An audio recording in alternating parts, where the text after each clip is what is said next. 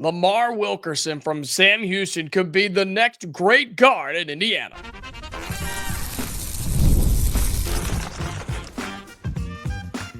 You are Locked On Hoosiers, your daily podcast on the Indiana Hoosiers. Part of the Locked On Podcast Network, your team every day.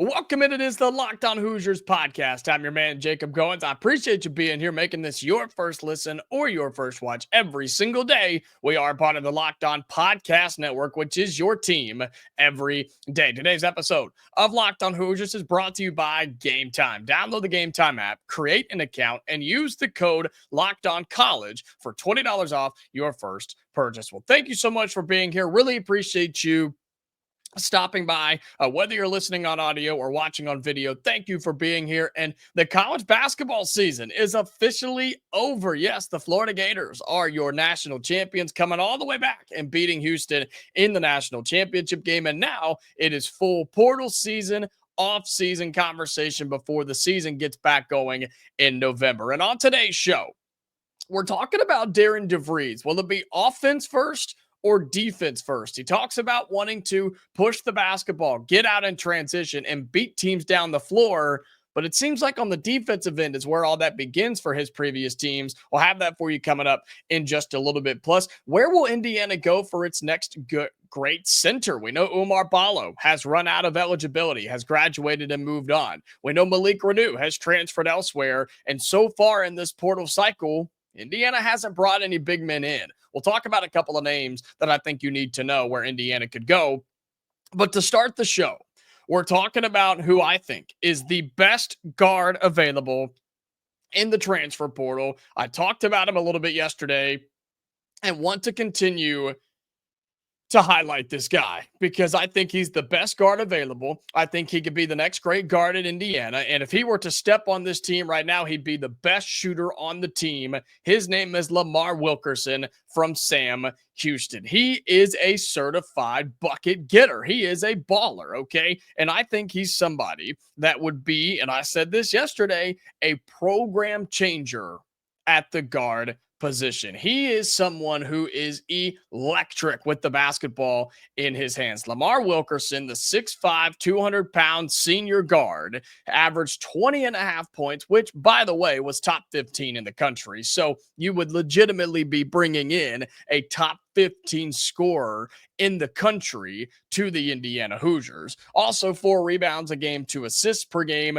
and shoots it at nearly 48% from the floor. But the thing that gets all of you excited in Hoosiers land is the fact that as a senior this season, he shot it at 44.5% from behind the arc. He is a 40% career three-point shooter in his 3 seasons at Sam Houston. He started 2 of those this season and the year before, and he shot it at 44.5%. He went up almost 10% better from a year ago to this past year as a three-point shooter, and you expect him to bring that to wherever he goes, and we're hoping that that is Indiana. Now, these two parties, Indiana and Lamar Wilkerson, have been in conversation. He reportedly wants to take visits, not just to Indiana, but to several places before he commits somewhere. We know the dead period right now is still going on as of this episode. You still have today the 8th, tomorrow the 9th, and then the 10th, and then you can start taking visits and things again. You can have phone calls, you can have Zooms, you can have FaceTimes, you can do whatever you want to. You just can't take physical visits, player to campus or coaches to player. And so he's made it very known that he wants to go and visit some places before he commits. That's fine. Probably a good idea. But what I'm saying is he could be the next great guard right here in Bloomington, and you've got to get it done if you're Darian DeVries. He is somebody that steps in. I think he would instantly be your best scorer, even though you have Tucker DeVries, yes.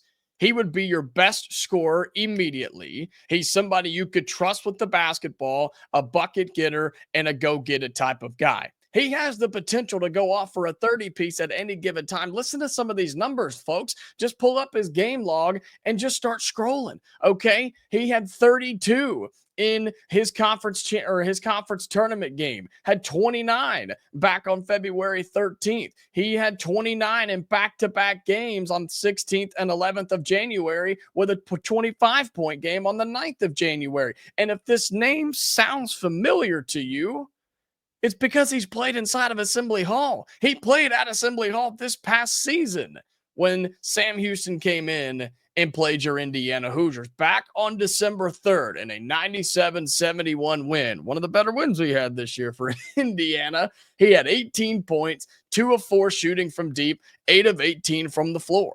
He shot 44% inside of Assembly Hall and 50% from 3 and had 18 points for Sam Houston.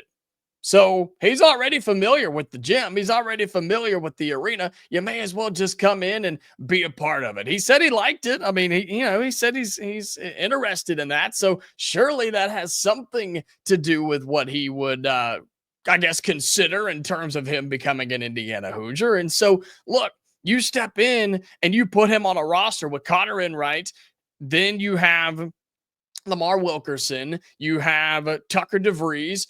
I've seen a lot of people asking about Luke Goody, and I'm just going to be honest with you. What I've learned during my time of watching and covering college basketball, at college athletics as a whole, I'm not relying on the NCAA for anything. I'm not relying on them to do the right thing. I'm not relying on them to do the correct thing. I'm not relying on them to do the logical thing. And whether you think it's right, correct, logical to let Luke Goody, who's applying for a medical redshirt for a couple of years ago, come back for another year of college basketball, have that argument with some folks and go for it. I don't care. I'm just saying, for right now, for the sake of these conversations in terms of trying to detect who's going to be on Indiana's roster next season, I'm not counting Luke Goody on that. If he gets to come back, great. If he gets the eligibility and decides to come back to Indiana, that's fantastic. Heck, he could get eligibility and go somewhere else. That's a possibility, but I'm not going to count that unless it happens. And at that point, it's just a bonus, right? But I'm not going to bank on it, get our hopes up, and then be disappointed because the NCAA is stupid and doesn't do what they're supposed to do. So right now, you have Connor Enright, you have Tucker DeVries, and you have Trent Sisley, your freshman. That's it. That's all you've got. We're going to talk about some big guys coming up in just a moment, but Lamar Wilkerson would instantly step in and be your best player. He as your scoring guard, DeVries as your scoring small forward, and then you go and get a big guy, and then you're in business if you're at Indiana and Darian DeVries. And conversations are being had between both parties. He's the best player right now in the portal. He's the best guard available right now. You have to go get him and make him a priority. And if you do, he's going to be one of the biggest lands in this era of the spring portal window. But he's going to be a baller wherever he goes. You may as well make it happen right here in Bloomington. I'm telling you, Connor Enright is not your scoring guard. This is your scoring guard in Lamar Wilkerson, the Sam Houston kid. Again, a top 15 scorer in the country is considering Indiana. Now it's time to bring him home. All right, when we come back, coming up here on the Locked On Hoosiers podcast, we will talk a little bit about the big guys, right? Where in the world is Indiana going to go to get a couple of centers to play on this roster? We'll talk about 2 names that I think you should know right after this here on the Locked On Hoosiers podcast. Today's episode of Locked On Hoosiers is brought to you by Game Time. There's nothing like the energy of a live game, whether it's catching a last-minute MLB showdown or soaking in the excitement of an NBA matchup. But finding great seats at a great price, that used to be a challenge until I found Game Time. Game Time makes scoring last-minute tickets easier than ever before. Prices actually drop as the event gets closer, and with their all-in pricing, you see the total cost up front, no surprises at checkout. Here's why I love using Game Time. All right, their last minute deals, you can save up to 60% off buying last minutes for sports, concerts, comedy, theater, you name it, they have got it. And their lowest price guarantee means I never have to worry about overpaying, and you don't have to worry about it either. Take the guesswork out of buying tickets with Game Time. Download the Game Time app, create an account, and use the code Locked On College for $20 off your first purchase. All right, terms apply. Again, that's code Locked On College for $20 off. Download Game Time today. Last minute tickets, lowest price guaranteed. Welcome back into Locked On Hoosiers. Again, thank you so much for being here. And whether you're listening on audio or watching on video, the numbers continue to grow on both sides. And so thank you so much for truly making this one of your go-to spots for Indiana or just transfer portal, college. Doesn't matter what you're here for, how you got here. I'm just glad that you're here, okay? And so if you are listening on audio, thank you for being there on your specified platform, right? Spotify or Amazon, Apple, however you find us, doesn't matter to me. If you would, though, make sure that you're following us, have those notifications turned on. That way you don't miss any episodes that we post Monday through Friday. We're a daily free show to you, but that way you never miss any of those bonus episodes or reaction episodes, breaking news, things like that. And also leave us a 5-star review. That helps us a lot and kind of bumps us up in the rankings. So be sure that you do that. And then for all of my wonderful YouTube watchers or YouTube listeners, if you're into that sort of thing, you can do a couple of things for me as well. Like the video, hit that thumbs up, tells YouTube that you like it, you want more of this type of stuff. Also, comment down below, what could Lamar Wilkerson do for this team and for this roster? He would be the best scoring guard we've had at Indiana in years. So tell me your thoughts on him and whether you think Indiana can bring him home. And plus, just more names that you want to see. We're talking about a name today, just in a couple of minutes, that somebody left in the YouTube comments. So be sure you drop some names in there, and we'll be sure to try and get those here on the show and talk about them a little bit. And then if you haven't already, subscribe to our channel, okay? That's the best way for you to get notified. That's the best way for you to become an everydayer. That's the best thing for you to do, is to subscribe to the channel. You'll never miss a new episode of Locked On Hoosiers. Well, we've talked a lot about the guards, and rightfully so, because you've brought in Connor Enright. You bring in Tucker DeVries, who, again, he's a big guard and a forward.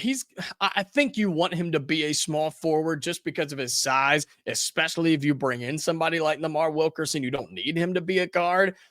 But at the bottom line, at the end of the day, you've got zero big guys, right? You have nobody with legitimate size and bulk down low right now if you're Darian DeVries in Indiana. And I know there seems to be a little concern because there's some big names flying off the board. And yeah, I get it. You're upset. You're worried about where the Hoosiers are going to go. But I just think DeVries and the staff are taking their time on what they want from their big men. And I think it's more on the defensive side than it is on the offensive side, which is funny because we're going to talk offense versus defense in our final segment today. But there's two names that I think you need to know, that I think Indiana should be looking into. And let me preface this on the forefront.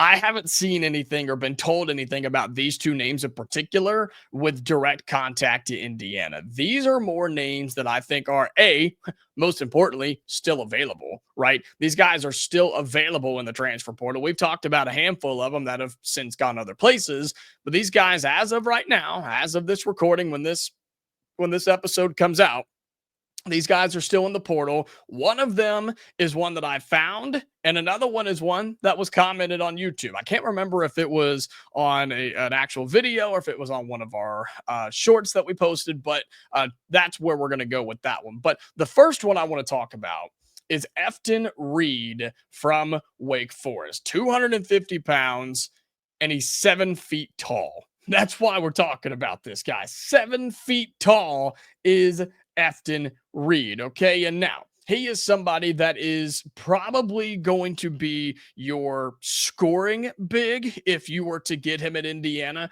Averages almost 9 points a game, 6.5 rebounds, and shoots it at 55% from the floor. Clearly, he is not a three-point shooting sniper, three-point god. I mean, he shot it at 27% this year from downtown. We're not really concerned with that. I know I've talked a lot about today's basketball, especially the NBA, right? 7-footers, big guys, you need to shoot. That's just not them. It's not him. So don't expect that from Efton Reed. But I think he's somebody you could rely on down low as a presence with size. He is your dump it down, let him go to work. His footwork is not great. His one-on-one game isn't the best, but where he thrives is cleaning the glass, getting an offensive rebound, and either getting the putback, or I think he does a pretty good job watching some of his film earlier. He does a pretty good job at just turning around and finding somebody that's open, getting it out to his guards, getting it out to his playmakers, and just keeping the possession alive. I feel like Indiana this past season and even the year before, where you had you had rebounders, right? You had the Khalil Wares, you had the Umar Balos, Malik Renew, of course, but it just seemed like when they grabbed the rebound, it was about going back up. And a lot of times they did a good job. But if you start to get some guards in here for Indiana, like we're talking about with Enright or Wilkerson or whoever, then you want them to have the basketball. And nothing against Efton Reed. I just think that's what he does well. And that's what you want, is to keep the possession alive and get a good quality shot. Because, as a lot of great broadcasters say, the best time to shoot a three is off an offensive rebound. And I think that's what Reed does a really, really good job of. And you start looking through his game log, right? You start to look through some of his point totals, very streaky, I feel like. I mean, he's good for 2. He's good for 19 at 19 points against Cal back in ACC play. I mean, if you could get double-double out of him, because he's got double-digit rebounding games too. 10 against North Carolina, 13 against Georgia Tech, had 10 against Virginia, had 10 against Florida State, 13 against Louisville. If you could get a double-double out of him and be that walking double-double we talked about with Umar Balo, like he became down the stretch for Indiana, then, or not even down the stretch, really most of the season, if you will, that's what you're looking for. You get your 10 points, 10 rebounds, and you know what you're going to get out of somebody like Efton Reed, which is why I think he's very important and should get a look from Indiana. But the other guy that I think you should look at, and this is the one that was in the YouTube comments, is Gabe Dynes, the Youngstown State center, who is 225 pounds. Efton Reed, by the way, is a rising senior, or just finished his senior season, so he's got 1 year of eligibility remaining. This guy that we're talking about, Gabe Dynes, just finished his sophomore campaign, just finished his sophomore season, 225 pounds. This is wild to me. He's 7'3", 7 feet, 3 inches tall. Didn't even know that was possible. Didn't even know you could be that freaking tall. 7 feet, 3 inches is insane. He's from Independence, Kentucky, played at Youngstown State. The Penguins did Gabe Dynes. 7 points a game, sitting rounding up here. 7 points a game, 6 rebounds a game, and he shot it at 70% from the floor. Yes, 70% from the floor. And when I tell you he's not a three-point shooter, he doesn't even shoot them. Just wipe that off the board completely. Take it out of your brain. He will never shoot a three-point shot at wherever he goes. But he's played 2 years there at Youngstown, averaged 4 points his first year, 7 points his second year. Again, he averages 6 rebounds a game, but this is where it's important to highlight. This is why I think Darian DeVries should take a look here, because it's about defense. Listen to this number. It's going to blow your mind. He averages this season at 24-25. He averaged over 3 blocks a game. Let me say that again and let that sink in for a second. He averaged over 3 blocks a game. Do you understand how hard that is? Do you understand how insane that stat is? Most people don't even average half a block per game. He averaged 3, and listen to some of the totals in his matches. Man, his last game of the year, he had 6 blocks. It's 6 blocks. He's got another game with 3 against Green Bay. He also in that game had 19 points. Much more of a streaky scorer. Has games of 4, 19, 2, 13, 0, 11, 4. He's very streaky on the offensive end. But you don't bring in Gabe Dynes for offense. You bring him in because he's 7'3", and he doesn't have to jump to block anybody's shot. He just sticks his hand in the air and you can't do anything about it. And so you have your options right now in the portal in terms of your big guys. Will his game transfer from Youngstown State to the Big Ten in Indiana? I have no idea. Maybe, maybe not. But you bring somebody in that's young, that's raw, has only gotten better in his 2 years in college basketball, and you don't have to worry about defense because he's pretty much got that on lockdown. And at that point, any offense that you get is just a bonus if you are Darian DeVries in this Indiana staff. And so Efton Reed from Wake Forest, and then Gabe Dynes from Youngstown State. Two centers that are still available that Indiana could go after. Again, as of right now, I haven't seen or heard anything in terms of Indiana being in contact with them. It's more of, hey, check these ones out. You've got an offensive guy, a rebounding guy, and you've got then the defensive guy. Check them out. Efton Reed at Wake Forest, Gabe Dynes at Youngstown State. Two centers that I think Indiana could consider that are still available in the transfer portal. All right, coming up here in our final segment on Locked On Hoosiers, is it offense or defense first for Darian DeVries this season and through his career at Indiana for however long that is? We'll talk about that and kind of ponder on that for a second in our final segment right here on Locked On Hoosiers. Final segment on Locked On Hoosiers. Again, thank you so much for being here. Really appreciate you being a part of this daily free podcast to you. That's right, Monday through Friday. 30 minutes a day. It's free every single day to you, plus bonus episodes sometimes on the weekends, breaking news, things like that. And so be sure that you're always here because, again, we post Monday through Friday and nobody else is doing that. Well, I wanted to kind of ponder this question a little bit as we are wrapping up the show today, because Darian DeVries has been joining several outlets and doing several sit downs and interviews and has a lot of quotes floating around there right now. And the one that hung on to me, or I guess the one that I hung on to, was during his introductory press conference where he talked about pushing the basketball, wanting to get out in transition, wanting to beat other teams down the floor. And that's the thing that really stood out to me, because for my everydayers who have been here for a little while, you know that that's what I begged this Indiana program to do for the last 2 years was when you get the rebound, go. Run, push the ball, quit playing 5-on-5. It clearly is not working for us game in, game out to play 5-on-5 basketball. So get behind the defense, play 4-on-4, 3-on-2, do whatever you can to get an advantage over the other team. And Indiana just struggled with that. And I thought that was going to change with the likes of a Cannon Carlisle or a Miles Rice and guys like that. Just didn't work out that way. Just didn't happen. And I don't put all the blame on them. I think Mike Woodson had a lot to do with that. And so that's why I was excited when Darian DeVries started talking that way. But now he's got some quotes out there from several sit-down interviews about how it's going to be defense that runs this team, that it's going to be the defensive end of the floor that gets everything started. And if you notice in college basketball, heck, great example, look at the Final Four in the national championship game.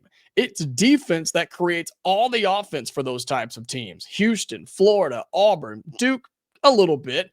But it's the defensive end of the floor that generates all of that offense. And that's how basketball works, is you get a stop, you get out in transition, you either catch them sleeping or you wear them down or you build some momentum. That's just kind of how this thing works. And while it's exciting to think that this new era of Indiana basketball could be high scoring, you're also going to be able to stop some folks. Listen to some of these defensive scores that West Virginia held teams to this past season. And I'm just looking in Big 12 play. I mean, you only give up, and I'm talking wins and losses, doesn't matter.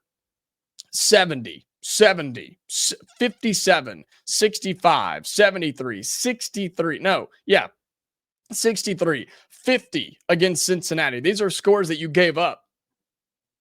If you're West Virginia with Darian DeVries, 65, 61, 73, 74, 59, 7. I mean, you didn't give up 80 points. Did they give up 80 points all year in Big 12 play? I'm looking right now. I should have done this before. Let's see.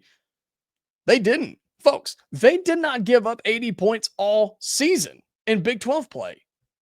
So, yeah, it's going to be defense first. It's going to be heavy defense. And you recruit defensive guys and then get offense from them later. And fine by me, because Indiana in the past couldn't stop a toddler. If they were shooting threes, it was going in. And then our big guys would get in foul trouble. Then they'd hammer that, and we had nothing to stop it. Our guards couldn't stay in front of the basketball. And well, we were pretty much in trouble and dead from that point. And so I hope that it is defense first, because that will create so many offensive opportunities for this team. And we can only talk about the players that we know are on the roster. You have that with Connor Enright at your guard spot right now. I think you bring that with Tucker DeVries as well, because he's a lengthy forward / guard, but he plays for his dad and he understands the defense comes first. And I think he is somebody who gets a stop, gets the rebound, and you don't have to get the ball out of his hands. He can push it up the floor himself. He can run the break if you're Indiana. So that's exciting as well. Trent Sicily, yeah, I mean, he plays solid defense, but he's a young guy, and we're just going to have to wait and see what his role is on this team. But that's why I was talking about some of those centers, right? Like a Gabe Dynes who averages 3 blocks a game. You're talking defense first that then leads into offense. And if you do that, I think you're going to see some really good results. And yes, Indiana struggled to score the basketball, but it doesn't matter if you can score 80 points if you're giving up 85 to 90. And that's where Indiana has got to stay with Darian DeVries, because we had several times where this team could stop people. The offense was the issue, but you've got to have them both together. And I totally get that. And I think this staff does as well. That's still, of course, coming together. And so we'll see how that goes. But I just thought that was interesting to hear, not conflicting things from DeVries, but I think both are going to be a focal point. But when you start to dive into the numbers a little bit, I think defense is going to be where this team thrives. And that's really, really exciting for what's to come for Indiana basketball. All right, that's going to do it for today's episode of Locked On Hoosiers. Thank you so much again for being here. Cannot stress enough how much fun we're having, and I hope that you're enjoying it as much as I am, okay? If you're on YouTube, again, like the video, comment down below, subscribe to the channel. My audio listeners, follow us there, subscribe if that's a thing, send it to your family and friends. We want them all listening to Locked On Hoosiers, okay? We are back tomorrow, Hoosier fans, so until then, stay safe, and I'll talk to you later.